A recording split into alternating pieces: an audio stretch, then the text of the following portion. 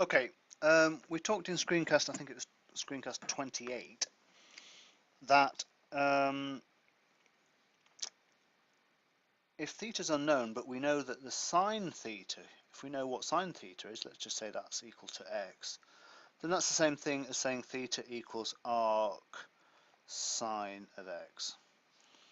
It's actually a little bit more complicated than I let on. Let's just say we know, and we use the calculator to find that. Let's just say that we know that sine theta equals 0.85, let's just say. So what does theta equal? Well, we can just say it's arc sine to the minus 1, 0.85. Let's just try that with the old calculator. Here it is. 0.85, and then inverse sine gives me arc sine, which is that one there.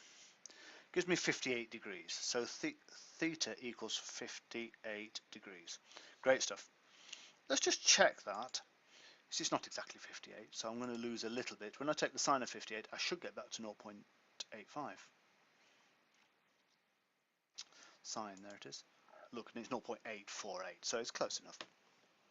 However, there's more going on there. It's a little bit more complicated. If I show you this diagram here that I prepared before,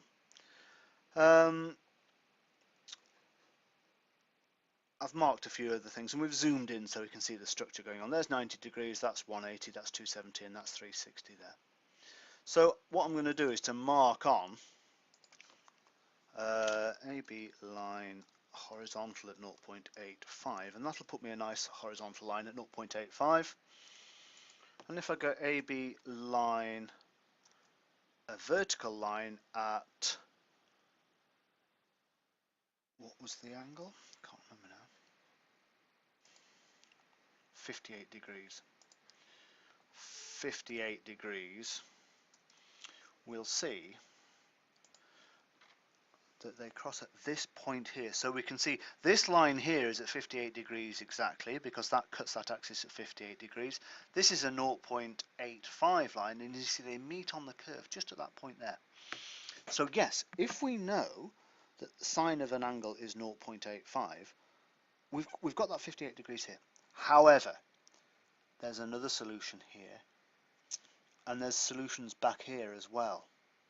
So we're going to have to do a little bit of thinking about how exactly to figure this out. What's going on? Because the sine function is symmetric about 90 degrees, effectively because the cosine function is symmetric about 0, I guess. To find this point here, we've come back from here along this direction precisely as far as we've got to go forward that way. So if we work out what distance that is there, we can work out that point there as well. So let's do that. So it's 90 minus 58, which equals 32 degrees. And so the answer is 90, theta equals 90 plus or minus 32 degrees. 90 degrees plus or minus. It's easier to see that if you look at this picture here. So we've got 90 plus 32, or 90 minus 32, which is this one here.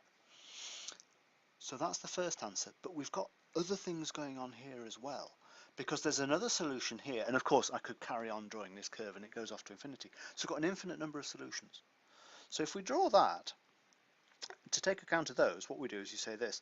We say the solutions are 90 plus or minus 32 plus n times 360 degrees, where n equals 0, plus or minus 1, plus or minus 2, and so forth. And what this n does here is give you all the different solutions that correspond to these points, these ones, and the other ones that are off to the left and off to the right. So these two here would correspond to n equals 0, which you can see because we're just adding nothing to this solution here. And then n equals minus 1 takes us back, and n equals plus 1 takes us forward, and we can go back or forward as many periods as we like. So this is how the general theory of arcsine, how that works. Okay, I'm going to stop there.